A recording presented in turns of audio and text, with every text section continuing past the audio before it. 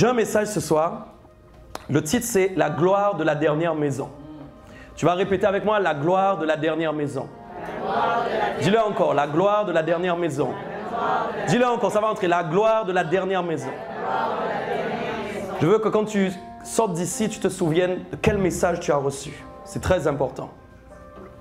Vous savez, quand vous regardez la parole de Dieu, en fait, historiquement parlant, Dieu a toujours voulu bâtir des temples. Parce que Dieu aime que sa présence soit localisée quelque part. Le plaisir de Dieu, c'est qu'il soit localisé quelque part. OK? Donc Dieu a toujours travaillé pour que des temples soient bâtis et que sa présence puisse venir quelque part. Quand vous lisez la parole de Dieu, vous verrez qu'un des temples, qui a été un des plus beaux temples, c'est le temple de Salomon. Quand vous lisez de quelle façon et de quelle manière l'Esprit de Dieu lui-même a inspiré les hommes à bâtir et à construire, c'est extraordinaire. Dieu a pris une excellence. Dieu a pris les plus belles choses qu'on pouvait trouver sur la terre pour pouvoir bâtir ce temple, qui n'était qu'une infime représentation de sa gloire. Que peut-on trouver sur la terre qui puisse ressembler à Dieu? Pas grand-chose. On voit même que quand le temple fut détruit, ceux qui l'avaient connu avaient des regrets, auraient aimé retrouver en fin de compte un temple tel que celui de Salomon. Mais Dieu avait en tête de faire plus que le temple de Salomon. Parce que sa présence veut se localiser au-delà des murs. Sa présence veut se localiser au-delà même des bâtiments. Sa présence veut se localiser ailleurs.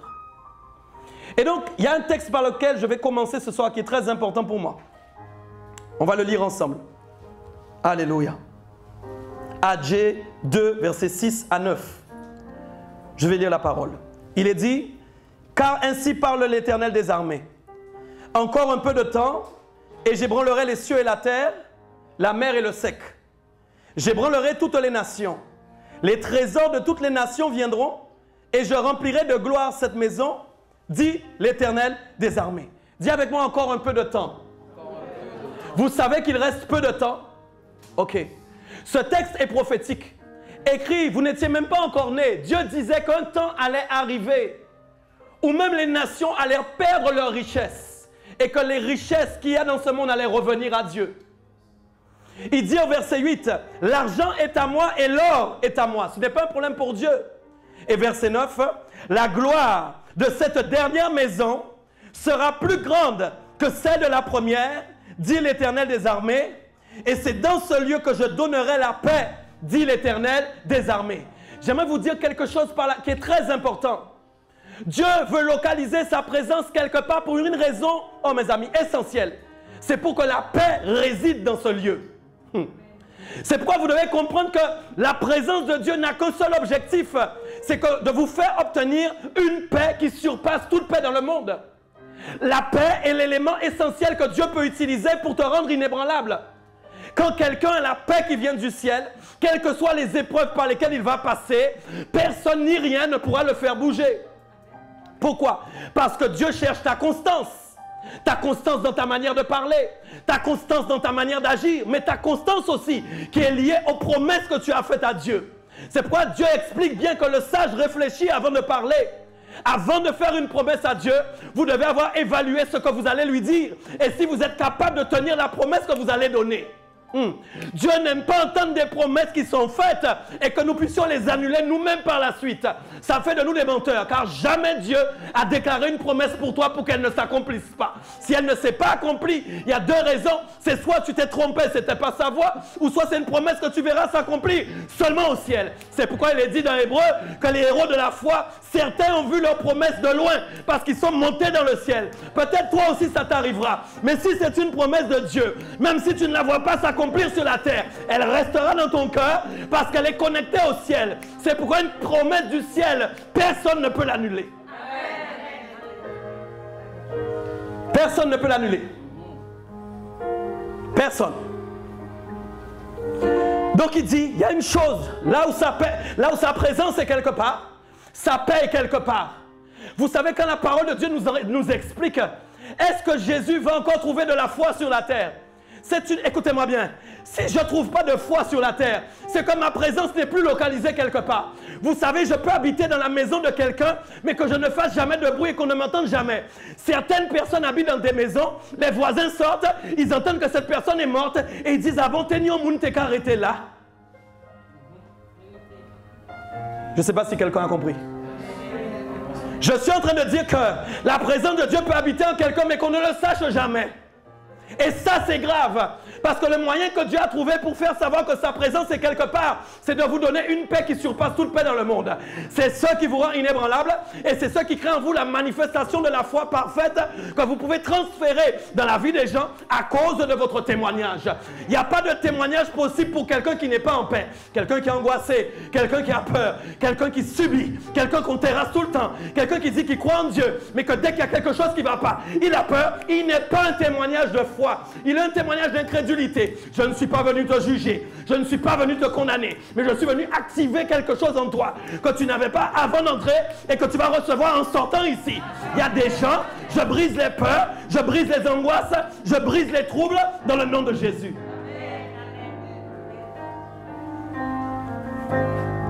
Est-ce qu'on se comprend? Donc la présence de Dieu se localise quelque part pour donner la paix à quelqu'un. Mes amis, vous ne pouvez pas vivre comme des chrétiens qui n'avaient plus. Vous devez avoir la paix chaque jour. Chaque jour, vous devez avoir la paix. Quelle que soit l'annonce qui va être faite, personne ne doit pouvoir voler votre paix. Je dis, quelle que soit l'annonce, je vais même dire mieux. Peut-être il y a des annonces mauvaises qui sont prévues peut-être cette année. C'est possible. Mais je veux déclarer que dans cette année, quelle que soit l'annonce mauvaise que tu vas recevoir, ta paix surpassera l'annonce. Au nom puissant de Jésus-Christ. Ta paix surpassera cette annonce. Au nom de Jésus. Donc, voyez, Dieu a soif d'habiter dans un lieu. Et ce qui est intéressant pour nous, c'est que quand nous venons ici, nous avons normalement pour objectif de sentir la présence de Dieu. Mais j'aimerais vous dire qu'on doit aller au-delà. Dis qu'on va aller au-delà. C'est ça en fait, on va aller au-delà, ok? Vous savez, tout est une question d'alliance en fin de compte et d'expérience avec Dieu. Écoutez, quand vous lisez Exode 29, 45, 46, Dieu dit une chose, j'habiterai au milieu des enfants d'Israël et je serai leur Dieu. Ça, c'est quelque chose de magnifique. Dieu est simple, il veut habiter au milieu de vous et il veut être votre Dieu. Je vais encore leur dire, il veut habiter au milieu de vous et il veut être votre Dieu. Il veut habiter au milieu de vous et il veut être votre Dieu. C'est l'objectif de Dieu avec vous. Ce n'est pas votre objectif à vous au départ. C'est l'objectif de Dieu avec vous. Et ça, c'est formidable. Vous n'avez pas eu besoin de faire des efforts pour que Dieu ait envie de faire ça. Dieu a eu envie de faire ça tout simplement parce qu'il vous aime depuis toujours et qu'il vous considère comme ses enfants. Donc, il veut être au milieu de vous, mes amis, et il veut être votre Dieu. Est-ce qu'on est bien d'accord ensemble? Il veut être au milieu de vous et il veut être votre Dieu. Le milieu m'intéresse parce que ça veut dire que c'est la façon dont la présence de Dieu va se localiser en toi. C'est la façon, c'est le moyen que Dieu a trouvé de se localiser en toi pour savoir qu'il habite avec toi. Et donc l'église peut être belle, l'église peut avoir des belles chaises, l'église peut avoir toutes les richesses, tout le confort possible. Mais si la présence de Dieu n'est pas localisée en vous, c'est une présence qui est vide, c'est une église qui est vide de la présence de Dieu. Or nous voulons, mes amis, nous voulons remplir l'église du remplissage que nous avons reçu de la présence de Dieu en nous pour la remplir à cause de notre présence. Je ne sais pas si quelqu'un a compris ce que je dis. C'est à cause de la présence de Dieu qui habite en toi et donc de ta présence qui est là, pas ta présence humaine, mais ta présence spirituelle, à cause de l'esprit qui habite en toi, que tu es capable de remplir un lieu de la présence de Dieu. Nous pouvons être 20, 50, 45, 70, 100 ici. Si nous sommes vides de la présence de Dieu, le bâtiment est vide de la présence de Dieu. C'est toi qui as pour rôle d'emmener la présence de Dieu où tu vas. La présence de Dieu te localise pour localiser le monde. C'est pourquoi quand la présence de Dieu vient dans quelqu'un, c'est parce que cette personne est rattachée à une mission du ciel. C'est pourquoi vous êtes tous des missionnés ici. Vous êtes tous et toutes des personnes missionnées par le ciel. Appelé par le ciel. C'est pas parce que ton nom n'est pas sur Instagram. C'est pas parce qu'on ne t'a pas vu prêcher. Tu es un missionnaire appelé par le ciel. Je vais te dire une nouvelle. Peut-être on ne te verra jamais sur Instagram. Mais l'essentiel, c'est qu'on te voit sur Instagram du ciel. Je ne sais pas quel nom il a. Mais en tout cas, l'essentiel, c'est qu'on te voit là-haut. Et on doit briser l'orgueil. On doit briser ces nouveaux systèmes générationnels où on veut se faire voir. Où on veut faire sentir qu'on est quelqu'un. Vous n'êtes rien sans la présence de Dieu. Et c'est ça qui est formidable. Parce que le rien que je suis sans la présence de Dieu, c'est la possibilité de Dieu de me faire devenir quelque chose par sa présence. Est-ce qu'on est ensemble? Donc la présence de Dieu, c'est tout. J'aimerais dire que si nous bâtissons une église sans la présence de Dieu, ça ne nous sert à rien. Si vous voulez travailler dans cette église aussi, si certains ont envie, vous devez avoir soif de la présence de Dieu. Vous devez être capable d'admettre quand vous avez été médiocre. Vous devez être capable d'admettre quand vous avez été sans la présence de Dieu. Vous devez être capable de dire à Dieu, j'ai conçu des choses, c'était sans toi. Il m'arrive de me rendre compte que j'ai fait des choses sans Dieu. Je me le refuse. Chaque chose que je dois faire, je veux m'assurer que la présence de Dieu m'accompagne dans ce que je fais. Si je suis ici aujourd'hui, si c'est sans la présence de Dieu, ça ne m'intéresse pas. On juge un arbre à son fruit. Donc si tu sens l'onction, si tu sens le témoignage de l'Esprit qui confesse dans ton cœur que si je suis là, c'est qu'il voulait que je sois là, alors acclame le Seigneur et dis gloire à Dieu aujourd'hui. Je me refuse de faire des choses sans la présence de Dieu. Commence à dire ça. Je me refuse de faire des choses sans la présence de Dieu. Dis-le encore. Je me refuse de faire des choses sans la présence de Dieu. J'aimerais vous dire une chose. La ligne est très très fine. Moi qui suis un serviteur de Dieu, je peux vous en parler. Quand vous avez la tête dans le guidon, vous croyez parfois que vous faites des choses pour le Seigneur. En fait, vous n'êtes rien en train de faire pour Dieu. Vous le faites pour vous. Il faudrait que l'humilité aille dans le cœur des pasteurs pour qu'ils soient simples pour comprendre que souvent ils ont travaillé pour eux, pour eux-mêmes et pour leurs affaires, mais que la présence de Dieu n'était pas là. Aujourd'hui, Dieu veut réactiver des nouveaux serviteurs qui sont axés sur l'accomplissement des promesses de l'église primitive. Je suis venu chercher ici des personnes qui aiment l'église de Dieu comme elle a été décrite dans les actes, comme elle a été formée dans les actes. Des personnes qui sont prêtes à payer le prix et qui comprennent que ça va être dur, ça va être difficile, mais que dans ces temps-ci, nous devons sauver les âmes. Nous devons sauver les âmes. C'est pourquoi quand je leur parle à eux, je leur dis moi le nombre, je m'en fous. Excusez-moi le mot, hein? Mais je m'en fiche du nombre. Il peut y avoir seulement 10 personnes ici, j'ai aucun problème. Je n'ai pas la plus grande église de la Guadeloupe, c'est pas grave. Ce qui m'intéresse, c'est l'influence de mon église et l'impact de mon église sur le territoire. Là où on voit le fruit, c'est quand il se passe un mouvement territorial. Vous n'avez pas entendu. Vous êtes appelés à être une église. Oh mes amis, il y avait 70, il en est resté 12. Tu n'as pas entendu. Il y avait 70, il en est resté 12. Que tu sois dans les 12 et non dans les 70. Parce que la foule n'est pas capable d'influencer, alors que les 12 ont été capables d'impacter et d'influencer. Je prie dans le nom puissant de Jésus qu'il y ait une réactivation de la dimension à laquelle tu es rattaché. Celle où tu dois être dans les 12, qui doivent chasser les démons, qui doivent guérir les malades, qui doivent lever les paralytiques de leur chaise. C'est pas un pasteur seulement qui fait ça. Toi, tu reçois l'onction pour aller la déployer dehors. Il y a plusieurs. Toi, tu as un don de guérison au nom de Jésus. Tu dois l'activer au nom puissant de Jésus. Tu dois poser les mains aux malades pour qu'ils soient guéris. Au nom de Jésus. Écoutez. On veut bâtir du solide. On veut bâtir du solide. On ne peut pas bâtir des choses qui vont s'éteindre dans le temps. C'est pourquoi le nombre, le style, on s'en fiche. Maintenant, c'est le style, c'est le nombre. On s'en fiche du style, on s'en fiche du nombre. Je veux le style de Dieu. Je veux le style de Dieu. Tu n'as pas compris. Je veux le nombre de Dieu. Je veux la façon de Dieu. Tu n'as pas compris. Je veux la manière de Dieu. C'est tout ce qui compte. Parce que quand nous irons au ciel, nous devons avoir l'assurance qu'ils disent « Viens, humble serviteur. Tu as fait ta volonté. Tu n'as pas cherché à faire ce que tu avais envie de faire. Mais tu as obéi à ma voix et tu as fait ce qui coûtait et ce que je voulais que tu fasses. » C'est ça l'essentiel. Ça tue l'homme. Ça tue l'orgueil de l'homme. Ça tue les faux désirs. Ça tue les mauvais désirs. Ça te fait t'éteindre. Ça fait que tu ne peux plus parler. Mais quand tu es mort à toi-même, tu es capable de faire des choses qu'aucun autre homme ne pourra faire. Beaucoup de chrétiens sont vivants en Christ, ils devraient mourir parce qu'ils sont passés seulement dans l'eau mais ils ne sont jamais morts. C'est le temps de la résurrection des talents que tu as reçus, la résurrection des dons spirituels que tu as reçus. Les événements passés ne doivent pas influencer ton futur, mais c'est ton futur prophétique qui est entamé par l'Esprit de Dieu qui doit te connecter avec ton présent, avec Jésus.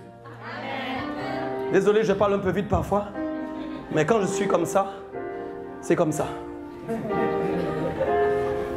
Vous devez comprendre la présence directement de Dieu. Madame, je vous regarde depuis un moment. Le Saint-Esprit me dit à quel point vous avez pris des coups, mais à quel point le Seigneur a mis en réserve quelque chose pour vous. Vous avez quelque chose. Vous n'avez pas reçu un esprit de timidité, mais c'est un esprit de force que vous avez reçu. Un esprit de force que vous avez reçu, madame. Le Seigneur renouvelle vos forces aujourd'hui au nom de Jésus-Christ. Il rétablit ce qui doit être rétabli. Il vous touche d'une manière particulière. Je vois même des choses qui étaient liées à vos pieds, comme si on voulait vous tenir. Mais je vous dis quelque chose. C'est fini au nom puissant de Jésus-Christ aujourd'hui. Je suis venu briser les chaînes de la servitude au nom de Jésus, par l'onction de Dieu. Alléluia. Donc vous voyez, la présence de Dieu, c'est quelque chose de bon. Quand Dieu est quelque part, il se passe toujours quelque chose. On sait que c'est lui qui est à l'action, on sait que c'est lui qui est à l'œuvre. Vous voyez, on sait que c'est lui qui nous parle même en ce moment. C'est lui qui décide de faire comme il a envie. C'est ce que nous voulons et c'est ce que nous désirons. Nous voulons chaque jour vivre dans sa présence. Un jour sans toi, papa, c'est comme si je n'avais pas vécu. Je veux que chaque jour où je me réveille, tu es là avec moi. J'ai l'assurance que tu es à mes côtés. Maintenant, je vais aller encore plus loin avec vous. Je ne suis pas encore arrivé. J'ai dit donc le temple, la présence de Dieu, cherche un lieu de localisation. Vous imaginez si Dieu était resté sur les pierres, tel qu'il a dit un jour, je peux faire des pierres parler. Vous imaginez si Dieu était resté sur des pierres? Non. Mais Dieu voulait vivre en chacun de nous. Et ça, c'est merveilleux. Dieu a décidé d'habiter en chacun de nous. Stéphane, trouve-moi mon choix, s'il te plaît. Écoutez bien. 2 Corinthiens 6, versets 16 à 18. Écoutez ça. Je crois qu'il y en a dans ma valise. Quel rapport y a-t-il entre le temple de Dieu et les idoles? Quel rapport y a-t-il? On peut lire ensemble. Quel rapport, merci beaucoup, y a-t-il entre le temple de Dieu et les idoles? Un rapport, ça veut dire une connexion, une ressemblance. Quelque chose qui fait que c'est pareil. Merci. Quand vous regardez les idoles et quand vous regardez le temple de Dieu, vous devez vous poser la question, quel rapport il y a entre les deux? Il n'y a aucun. Il y a une chose que le monde a réussi à faire, c'est qu'il a réussi à prendre des bâtiments et à mettre des idoles dessus et à faire comme si, en fin de compte, les temples pouvaient être mélangés avec les idoles. Vous voyez, c'est pourquoi aujourd'hui, quand nous sortons, nous voyons plein d'églises avec des statues. Le mélange s'est passé. Ce qui ne devait pas être accordé, c'est accordé. Vous allez voir où je veux aller. Il dit, quel rapport y a-t-il entre le temple de Dieu et les idoles? Car nous sommes le temple du Dieu vivant. Mes amis, non, ça normalement, ça donne envie de crier. Car nous sommes le temple du Dieu vivant. Non. Est-ce que toi, tu es déjà monté au 3e ciel? L'apôtre Paul explique que 14 ans avant, il connaît un homme, mais il correspond au jeu. C'est à lui que c'est arrivé. Attendez, soyez avec moi. Il ne sait pas si c'est dans son corps ou hors de son corps. Tu entends bien? 14 ans avant, il dit, il ne sait pas si c'est dans son corps ou hors de son corps. Mais il lui est donné d'aller dans des endroits merveilleux que l'homme n'a point connus. Au 3e ciel. Il a entendu les merveilles de Dieu. Et j'aime une chose, il dit ça 14 ans après. Aujourd'hui, quand nous avons une révélation de Dieu, nous voulons la publier. Tu n'as pas entendu? Tu n'as pas entendu? 14 ans, le gars est allé au 3e ciel, chose que personne sûrement n'a dû faire autour. Non, tu n'es pas avec moi. 14 ans, le gars était ravi jusqu'au 3e ciel. Même la NASA ne peut pas aller là. Bon, tu n'es pas avec moi. On lui dit qu'il lui fut donné d'entendre des merveilles que l'homme n'a point entendues. Et pendant 14 années, il garde ça en secret. Non, non, non. Toi, tu aurais envie de raconter ça à toute la terre entière. Tu aurais publié sur Facebook, tu aurais publié sur Instagram, tu aurais appelé ton pasteur. Lui, pendant 14 ans, vois le niveau d'humilité. Sois avec moi. Vois le niveau d'humilité de l'homme de Dieu. Et quand il le dit, il le sort à un moment précis parce qu'il veut apporter un enseignement. Aïe, aïe, aïe, aïe. Il le sort parce qu'il est poussé à enseigner l'Église sur quelque chose. Il ne peut pas rester là-dessus parce qu'il veut que l'Église comprenne c'est quoi l'humilité. Et vous savez, la présence de Dieu pour te localiser doit trouver de l'humilité. Pour qu'il y ait une grande manifestation de gloire dans ta vie, Dieu doit trouver en toi de l'humilité. Beaucoup de fois, nous pensons être humbles, mais nous sommes loin de l'humilité, je vous assure. Nos désirs ont pris le pas sur tout ce que nous voulons faire. Et c'est nous qui faisons, c'est nous qui avons le contrôle. Si la présence de Dieu habite quelque part, c'est lui qui doit avoir le gouvernail en main. Si la présence de Dieu habite chez quelqu'un, c'est lui qui doit tenir la barre et qui doit tirer les voiles. Tu es là ou pas? Si la présence de Dieu habite quelque part, si c'est un avion, il doit le faire décoller, il doit le faire naviguer. Est-ce qu'on est ensemble? La présence de Dieu doit contrôler les choses. J'aime ce que Paul dit. Écoutez, dis avec moi surnaturel. Dis avec moi surnaturel. Écoutez ça. Il dit qu'il a vu, il a entendu des merveilles. Mais il dit qu'il comprend quelque chose. Lui-même dit, il ne sait pas si c'est dans son corps ou hors de son corps. Écoutez, la présence de Dieu était localisée en lui. Est-ce qu'on est d'accord? Il était baptisé de l'Esprit, vous le savez bien. Loin pour servir le Seigneur. La présence de Dieu. Mais il a comme un doute. Il ne sait pas si c'est dans son corps ou hors de son corps. Mais il comprend une chose à ce moment précis. Il comprend que quand on est au ciel, aïe, aïe, aïe, aïe, aïe, aïe. Quand on est au 3e ciel, dis avec moi 3e ciel. Dis avec moi 3e ciel, s'il te plaît. Dis avec moi 3e ciel. Il comprend que quand on est au 3e ciel, mes amis, c'est le seul endroit où en fin de compte on peut se glorifier. Écoutez-moi bien. Pourquoi? Parce que quand je suis au 3e ciel, en réalité ce n'est pas moi qui est en train de me glorifier, mais c'est mon esprit qui est en train de se glorifier. Parce que mon esprit est connecté à ma nature divine, celle d'origine avec laquelle j'ai été composé. Mais quand il redescend sur la terre, 14 ans en arrière, il se rend compte que quand il est dans la chair, il a une révélation. Dis avec moi une révélation. Il a une révélation. Il y a des révélations que vous n'aurez jamais tant que vous n'aurez pas expérimenté une situation surnaturelle. Écoute-moi bien, quand il redescend, il y a quelque chose qui a été composé dans son esprit qu'il n'avait pas avant le décollage. Oh mes amis, Oui, oui. C'est pourquoi que quand chaque avion sort du ciel et atterrit, on vient regarder si les réglages sont toujours bons. Mais on observe, et écoute-moi bien, il y a un registre d'observation sur lequel on regarde, on check, et on voit qu'on peut apporter des modifications à l'avion par rapport au problème qu'il y a eu en vol. Est-ce que tu es d'accord avec moi? Lorsque l'apôtre Paul a décollé, dis avec moi décoller. Tu veux décoller aussi? Je porte ça sur ma vie. Tu vas décoller dans tes nuits. Écoute-moi bien. Tu vas décoller dans tes nuits. Je porte ça sur ma vie. Je peux te dire, oui, vous avez tout compris. Quand vous dites vous recevez, vous avez compris. Je vous dis que le ciel est ouvert sur ma tête.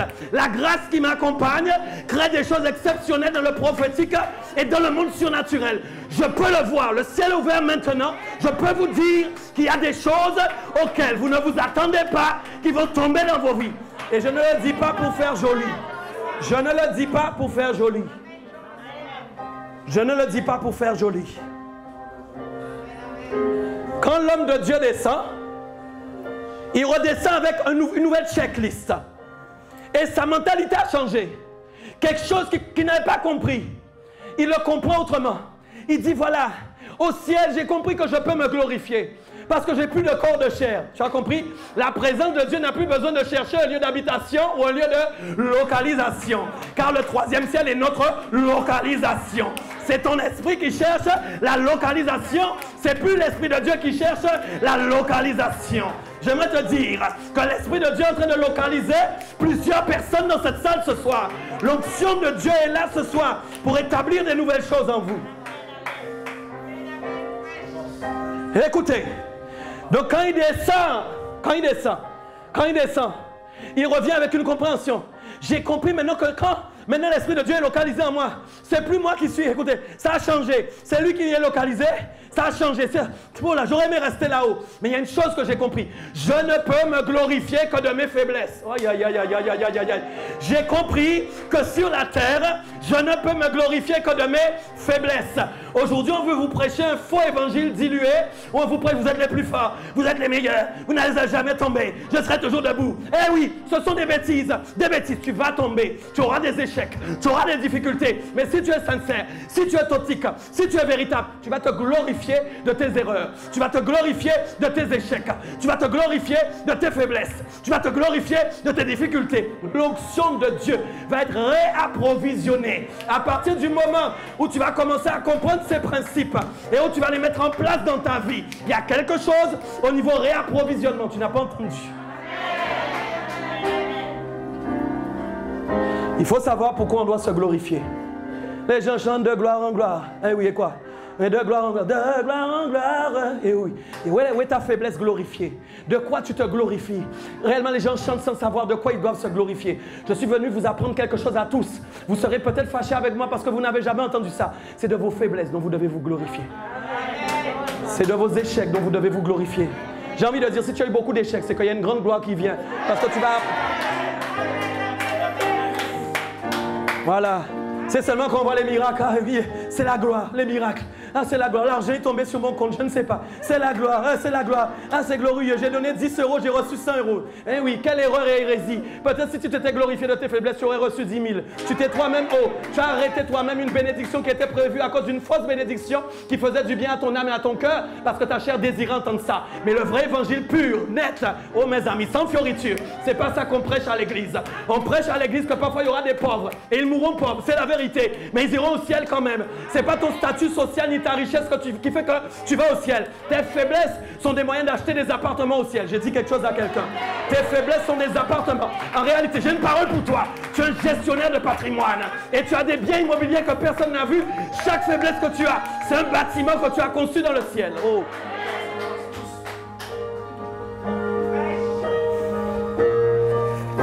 Vous comprenez? La faiblesse n'est pas mauvaise. C'est qu'on comprend à quoi elle sert. Quand on comprend à quoi elle sert, alors on l'utilise. Non pas, attention, pour dire je le fais parce que j'ai compris qu'il faut le faire, mais parce que mon cœur est impacté par la compréhension de ce que la parole dit. Je ne le fais pas pour le faire, ça me touche. Je comprends que Dieu a permis qu'il y ait des faiblesses dans ma vie. Ce n'était pas pour m'aplatir, c'était pour se glorifier en moi. C'était pour se glorifier en moi. L'apôtre Paul dira, 3 fois j'ai demandé qu'on retire cette écharpe. 3 fois Jésus lui a dit, c'est dans ta faiblesse, oui. Voilà les messages qu'on doit prêcher dans cette ère. Voilà les messages qu'on doit prêcher à cette génération. Voilà comment se rapprocher de Jésus. Les gens veulent ressembler à Jésus, ils veulent être riches. Les gens veulent ressembler à Jésus, ils veulent être tout le temps bien habillés. Les gens veulent ressembler à Jésus, ils veulent être dans les plus grandes Cadillacs ou je n'en sais rien. C'est une bêtise et une erreur. Non, non, non. Ressembler à Jésus, c'est aussi être pauvre. Ressembler à Jésus, c'est aussi être parfois mal habillé. J'aurais pu prêcher en tongs. Ça n'aurait pas édulcoré le message. Ça n'aurait rien changé. Tant mieux, merci Seigneur, tu m'as donné de l'argent pour acheter une veste. Mais peut-être un jour, j'aurais pas, je ne sais pas. Parce que j'ai appris à vivre dans l'abondance, mais aussi dans la disette. Aujourd'hui, on vous prêche un message pour vous faire croire que vous ne vivrez que dans l'abondance. Non, il se peut que dans ta vie, il y ait des difficultés. Mais c'est encore un moment où l'Esprit de Dieu va se glorifier en toi et où tu vas recevoir des choses divines. Le surnaturel n'est pas ouvert sur des proclamations. C'est une bêtise. Le ciel n'est pas ouvert sur des proclamations. Vous répétez, le ciel est ouvert. Ah oui, oui, oui, le ciel est ouvert. Ah oui, le ciel, je ne comprends pas. Quand je regarde, il est toujours fermé. Mais alors, comment on fait pour l'ouvrir? Il est clé 1 pour l'ouvrir, clé 2 pour l'ouvrir, clé 3 pour l'ouvrir. La clé pour l'ouvrir, c'est ta conversion.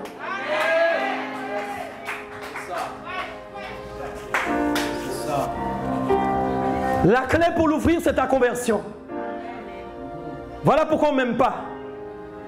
Parce que je prêche ce qui dérange les gens. Et je n'arrêterai jamais. Ils vont me voir longtemps. Écoutez, il y a moyen de vivre des choses extraordinaires avec Dieu en étant simple et vrai. En étant simple et vrai. En étant simple et vrai. Pas la peine de chercher toutes sortes de choses compliquées. Alléluia. Je continue dans la parole. Il dit donc, 2 Corinthiens 6, 16, écoutez, j'habiterai, je marcherai au milieu d'eux, je serai leur Dieu et ils seront mon peuple. Je serai leur Dieu et ils seront mon peuple. Vous voyez, vous n'êtes pas le peuple d'une église d'abord, vous êtes d'abord le peuple de Dieu. Quand vous allez dans une église, vous rejoignez d'autres personnes d'une même communauté pour être le peuple de Dieu. Bon, je ne sais pas si quelqu'un a entendu. Je ne sais pas si quelqu'un a entendu. Vous n'êtes pas le peuple d'une église. Moi, je n'ai pas d'église, moi. Je n'ai pas d'église, hein. Je vous dis, le véritable, c'est à Dieu. D'ailleurs, quand il y a des difficultés, je n'ai pas peur. Vous savez pourquoi? Je me repose sur Dieu. C'est ton église. Qu'ils ne me disent pas comme Moïse, c'est ton église. Papa, c'est ton église. Et lui répond, c'est ton église. Non, c'est son église. Vous ne connaissez pas? Vous ne lisez pas la parole? Ah. C'est un bon texte. Josué, tu dois leur apprendre qui était Moïse et comment il discutait avec Dieu. Prochain enseignement. Comment Moïse discutait avec Dieu.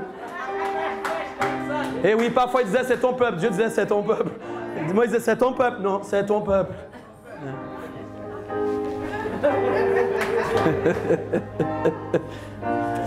On est ensemble ou pas?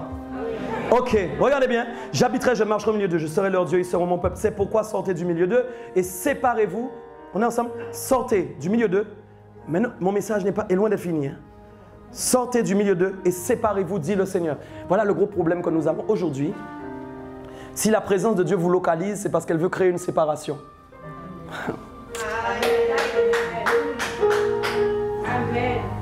Le mot séparation même paraît un mot négatif de la part de Dieu. Quand on commence à parler de séparation, les gens ont peur. Ça paraît être un mot négatif. Je vais vous expliquer quelque chose très clairement. Le langage sur la terre n'est pas le langage dans le ciel. Parfois, un même mot dans le ciel et sur terre ne veut pas dire la même chose dans la compréhension de Dieu. C'est pourquoi parfois les gens ne comprennent pas mon langage ou ton langage. Parce que s'ils ne sont pas connectés au même langage, ils ne vont pas vous comprendre. Gloire à Dieu, on se comprend. Écoutez bien ce que je vous dis. Et quand la présence de Dieu localise quelqu'un, c'est parce que Dieu veut créer une séparation. C'est automatique. Ne vous dites pas que Dieu vient s'installer. Ah bon, vous voulez que Dieu s'installe avec vos affaires? Oui. Vous voulez que Dieu s'installe avec vos bêtises? Vous voulez que Dieu s'installe avec vos concubinages? Dieu s'installe avec vos petits copains? Dieu s'installe avec je ne sais pas quoi? Dieu s'installe avec tous les problèmes que vous avez? Non, Dieu vient s'installer dans un lieu où il peut habiter normalement. Donc le seul moyen qu'il a de pouvoir s'installer, c'est de séparer certaines choses qui habitent en vous. Oui. C'est pourquoi il dit, regardez bien ce qui est écrit, voilà, oui, ils seront mon peuple. Les gens s'arrêtent là et disent, oh, je suis le peuple de Dieu. Mais est-ce que tu t'es séparé de quelque chose? C'est pourquoi les gens aiment bien extraire des versets qui leur conviennent pour les appliquer à leur propre vie parce que ça fait du bien à l'âme. Mais ils ont retiré la chose qui suivait en haut et en bas. Oui, je suis le peuple de Dieu, je suis le peuple de Dieu, je suis son peuple. Rien ne peut m'arriver. Ah bon, et en bas, c'était écrit quoi? Sortez du milieu d'eux. Ah, j'ai jamais lu sortez du milieu d'eux. J'ai seulement entendu dire, il fallait dire je suis son peuple. Il fallait déclarer je suis son peuple. Des gens déclarent, ils déclarent, mais ils ne savent pas ce qu'ils déclarent. Parfois, ta déclaration est une déclaration annulée qui ne crée rien. Tu dois déclarer des choses qui sont en conformité avec ce que tu déclares. C'est pourquoi autour de tout ce que tu déclares, il y a une réglementation, il y a une loi. Bon, j'explique que quand je dois expliquer ça, vous devez comprendre ça. Je brise des fondements erronés. Quand des serviteurs vous disent de proclamer des choses, vous devez savoir si vous êtes en conformité avec ce qu'on vous fait déclarer. Moi, il y a des déclarations que je ne fais pas si ça ne me concerne pas. Bon, laisse tomber. Après, vous faites comme des rigolos. Josué ne fait pas ça aux gens. Si jamais tu leur fais répéter des choses, ils doivent être enseignés et comprendre qu'est-ce qu'il y a autour de ce que tu leur fais proclamer. Pourquoi? Parce que sinon, ils deviennent quoi? Des proclamateurs qui sont des marionnettes sur la terre, qui proclament des choses comme à la télé, mais qui n'ont rien créé après. Vous devez créer des choses dans le monde spirituel pour que la parole revienne à lui. Pour qu'elle revienne en accomplissant un effet, il faut que ce que vous ayez proclamé soit en conformité avec la parole de Dieu. Je prêchais ça sur une réunion hier pour ceux qui étaient connectés sur le Zoom de l'église de la Martinique. Je disais qu'en fin de compte, les gens me disent « Je suis toujours en haut, jamais en bas. Je suis toujours en haut, jamais en bas. » Et ils ne lisent jamais que c'est seulement si j'obéis à la voix de Dieu. Donc je peux déclarer « Je suis toujours en haut, jamais en bas. Toujours en haut, jamais en bas. » Et tu n'obéis jamais. Et tu crois que ça marche? Ce n'est pas une formule magique. C'est pourquoi quand je proclame quelque chose, je dois vérifier ce que la parole dit au sujet de ma proclamation pour savoir si autour de cette proclamation, il n'y a pas quelque chose que je dois faire pour activer cette proclamation. C'est ça aussi qui va faire en sorte que vous n'aurez pas des frustrations. Parce que peut-être qu'il y a un dans la salle qui proclame la même chose que vous. Lui, il est en obéissance par rapport à ce qu'il a proclamé. Vous voyez une intervention divine dans sa vie. Vous faites la même chose, mais vous n'êtes pas en conformité avec la parole de Dieu. Ça n'arrive pas dans votre vie. Vous êtes frustré et vous dites Dieu fait du favoritisme. Pourquoi il a fait pour lui et pourquoi il n'a pas fait pour moi? Bon. Je suis en train de t'enseigner pour que tu n'aies jamais plus de frustration. Je ne veux voir aucun d'entre vous frustré. La frustration est démoniaque, c'est diabolique. C'est le meilleur moyen d'éteindre le feu du Saint-Esprit que vous avez reçu. Quand vous êtes frustré, vous n'êtes pas épanoui. En Christ, on doit être épanoui. En Christ Jésus, on doit être épanoui. On doit être dans la joie. Quelles que soient les étapes. Mes amis, je peux vous le dire. Je ne prêche pas un message que je ne vis pas. Je prêche des messages que je vis. Et écoutez-moi bien. Nous sommes dans la joie. Nous sommes épanouis, quel que soit ce qui se passe, parce que la présence de Dieu habite dans nos vies. C'est pas parce que j'ai reçu une maison, c'est pas parce que j'ai enfin trouvé un nouveau boulot. Parfois, ça sert à rien, ça, il n'y aura pas ça au ciel. Je continue. Alors, c'est pourquoi 17, sortez du milieu d'eux et séparez-vous, dit le Seigneur. Ne touchez pas à ce qui est impur et je vais vous accueillir. Vous voyez que quand la présence de Dieu vient dans la vie de quelqu'un, elle veut aussi faire autre chose. Vous ne voyez pas de vos yeux. Vous voyez, quand vous êtes venu à l'hôtel, il y avait un accueil là-haut, non? Hein? Ceux qui sont allés par le haut, il y avait un accueil. Pourtant, vous savez que c'est l'autel, mais il y avait un accueil. Quand la présence de Dieu, la Bible dit que Dieu a déposé en nous les arts de l'esprit. Les arts, ça veut dire une faible réservation de sa présence. Quand on parle des arts, on verse des arts pour réserver, par exemple, une chambre. Dieu a réservé. C'est comme si vous étiez vous n'êtes pas un bien bâtiment, mais vous êtes d'abord le bien corporel dans lequel il habite. Donc, qu'est-ce qu'il fait pour prouver, en fin de compte, que vous lui appartenez? Il dépose des arts pour réserver votre salut. Bon. Ça veut dire que quand il met l'Esprit de Dieu dans la vie de quelqu'un, il a réservé cette personne pour le ciel. Mais vous savez que parfois, une réservation peut être annulée. Il y a des gens qui réservent des chambres d'hôtel et les annulent, ça m'est déjà arrivé. Finalement, j'ai trouvé une chambre qui est intéressante, j'ai annulé. Mes arts, je les perds ou on me les rembourse parce que j'étais encore dans le timing. Est-ce qu'on est ensemble? Dis avec moi, temps, saison.